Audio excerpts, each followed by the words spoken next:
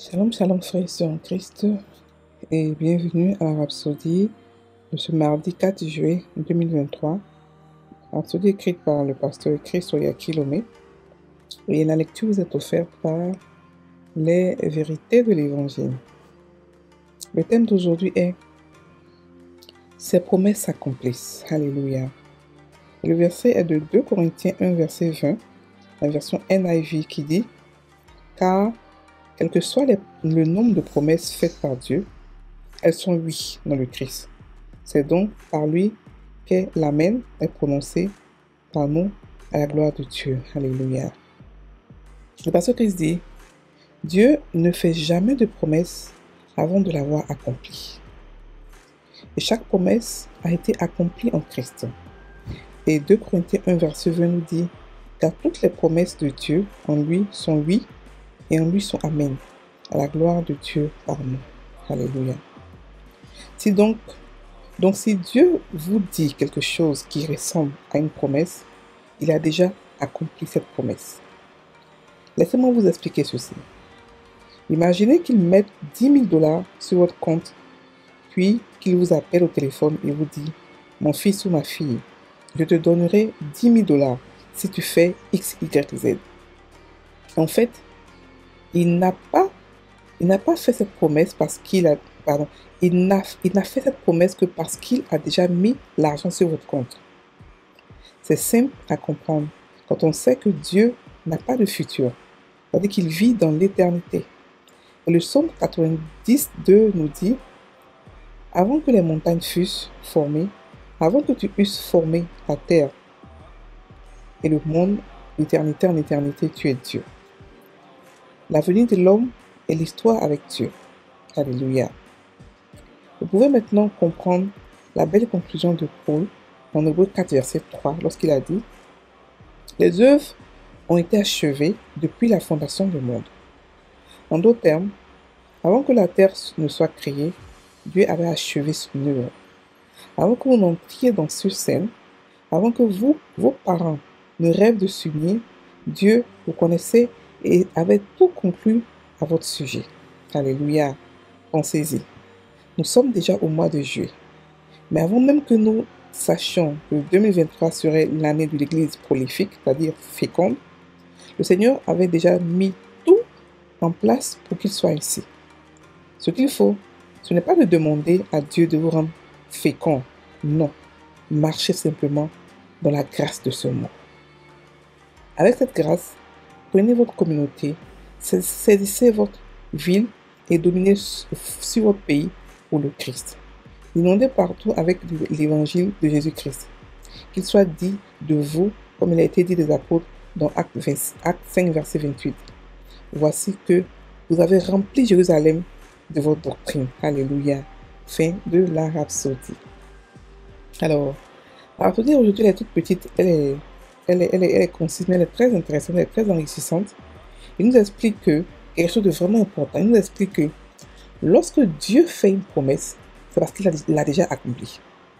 Donc je répète, lorsque Dieu fait une promesse, c'est parce qu'il l'a déjà accomplie. Ça veut dire qu'il ne fait pas de promesse qui sait qu'il ne va pas pouvoir le faire ou il ne peut pas le faire. De la même manière que beaucoup d'entre nous sont parents, lorsqu'on promet à nos enfants quelque chose, par exemple de l'argent ou des habits et tout ça, on sait qu'on a les capacités de pouvoir le payer. Pourquoi? Parce qu'on ne veut pas avoir honte devant nos enfants. On veut que nos enfants aient confiance en quoi en nous. On ne veut pas qu'ils perdent la confiance en nous. Donc, on a déjà les moyens de ce qu'on parle, notre politique. Et c'est pareil pour Dieu. Mais pour Dieu, c'est encore plus grave parce que Dieu, comme il est Dieu, donc lorsqu'il dit fais quelque chose et te promet quelque chose, c'est parce que la promesse est déjà là. Il a la capacité de le faire, non seulement cela, mais ensuite, en plus de cela, il va encore plus loin. Il l'a déjà fait. La promesse qui est là, tout ce que tu as fait, c'est seulement accompli, c'est seulement obéi et tu prends la promesse. Que la promesse, elle est déjà là, elle a été déjà faite. Alléluia. Elle a été déjà faite. Donc, le pasteur nous dit que quand Dieu nous explique, par exemple, de faire quelque chose, il te promet, par exemple, qu'il va te donner de l'argent. Sache que l'argent est déjà là. Il t'a déjà donné l'argent. Voilà. Il t'a déjà donné l'argent. Il attend maintenant que tu puisses faire ce que tu demandes, ce qu'il a demandé, pour que tu puisses acquérir, établir ce talent dans ta vie. Vous comprenez? Donc les promesses sont, l'obéissance, pardon, ce sont les moyens de pouvoir prendre les promesses que Dieu a déjà déposées en nous. Contrairement à nous, les parents, qui n'ont pas, on a peut-être le produit, on n'a pas encore déjà donné à l'enfant. Mais avec Dieu, il va encore plus loin. Il donne déjà à l'enfant avant de donner l'instruction à l'enfant. C'est-à-dire qu'avant qu'on donne l'instruction, il a déjà donné la personne à qui il a promis le bien, le bien. Est-ce que vous comprenez la chose? Je répète. Pour les parents de ce monde, lorsqu'on promet quelque chose à nos enfants, on sait qu'on a la capacité de pouvoir le faire. Mais on n'a pas encore donné à l'enfant. Mais ce que Dieu fait, lorsqu'il donne quelque chose, lorsqu'il dit quelque chose à quelqu'un, fais ceci, obéis-moi, il t'a déjà donné la chose. Il t'a déjà équipé de la chose. C'est-à-dire que tu l'as déjà, mais tu ne sais pas que c'est en obéissant que tu vas activer la chose. Est-ce que vous comprenez? C'est pour cela que le verset d'ouverture, Paul dit que car toutes les promesses de Dieu en lui sont oui et en lui sont amen. Et c'est maintenant que tu comprends pourquoi est-ce que c'est oui et amen. Parce que la chose qu'il demande, la chose qui est attachée à cette promesse, elle nous a été déjà donnée. La Bible dit qu'en Christ, toutes les promesses ont été accomplies. Les promesses ont été faites surtout aux gens de Moïse et autres là. Mais ce n'était pas pour eux, c'était pour nous. C'était pour nous que ça a été fait. Donc en nous, il n'y a plus de promesses qui n'ont pas encore été accomplies. Il n'y a plus de Seigneur, tu vas faire, ou dans le futur. Non. Maintenant, c'est que tout ce qu'on demande nous a été déjà donné. Dans la promesse qui a été promise aux enfants d'Israël, en nous, on a eu leur accomplissement en Christ. C'est pour cela qu'en nous, maintenant, on dit, c'est oui et amen. C'est-à-dire que oui, parce que Dieu a déjà tout fait, et amen, parce que c'est déjà accompli. Le pasteur aussi explique cela par le fait que le psaume 90, 2 nous dit que avant que les montagnes fussent formées, avant que tu eusses formé la terre et le monde, d'éternité en éternité, tu es Dieu. Ça veut dire que Dieu a déjà créé le monde dans tout ça. Il a déjà fait il a déjà tout accompli. Mais c'est l'obéissance qui fait prendre les promesses au fur et à mesure. L'obéissance. Au fur et à mesure, au fur et à mesure, au fur et à mesure. Alléluia. Donc c'est pour cela que il a dit ici que les œuvres de Dieu ont été achevées depuis la fondation du monde. Depuis la fondation du monde. Mais comme les œuvres achevées se prennent par des promesses, donc il a fait des promesses pour qu'on puisse arracher ce qui nous appartient, pour qu'on puisse avoir ce qui nous appartient, parce qu'il nous l'a déjà donné. Donc, et en Christ, Christ est venu, a pu arracher toutes les promesses de Dieu. Il a pu accomplir tout. C'est-à-dire que tellement son sacrifice a été grand, les promesses ont été accomplies en lui.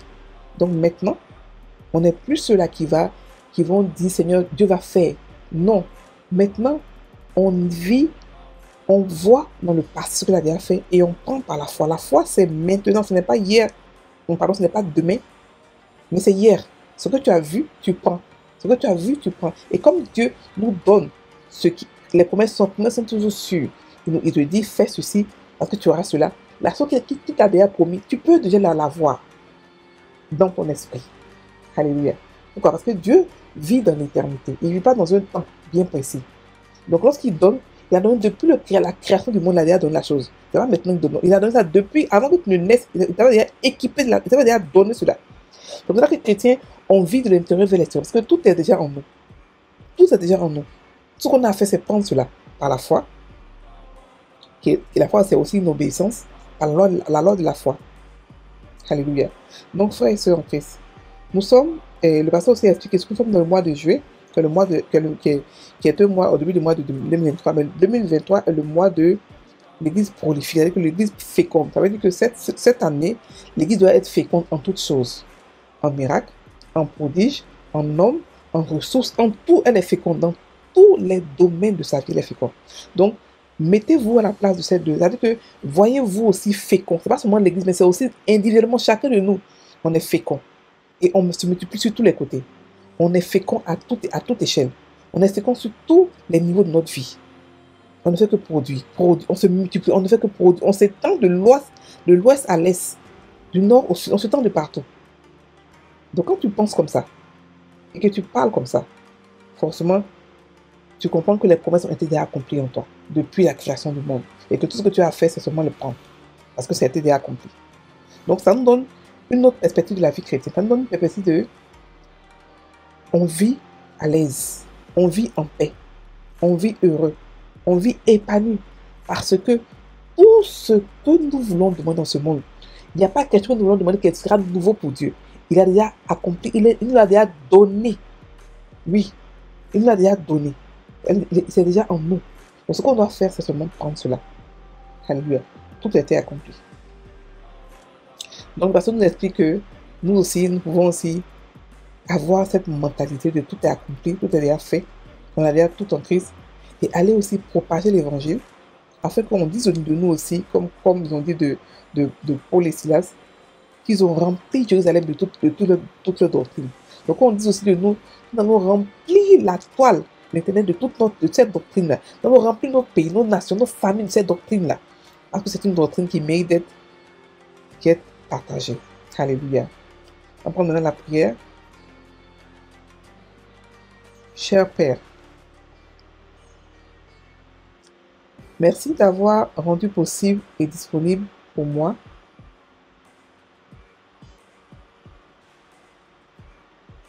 la plénitude des bénédictions de l'Évangile en Christ.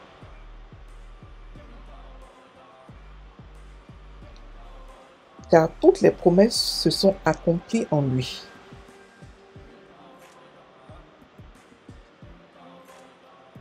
Maintenant, je marche dans la lumière de ma prospérité, de ma victoire et de mon succès.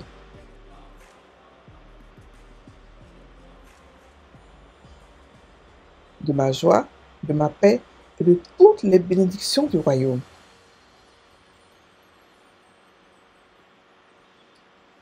Car tout est maintenant à moi. Dieu soit loué. Alléluia. Frères et sœurs en Christ, passez une très bonne journée. Soyez bénis.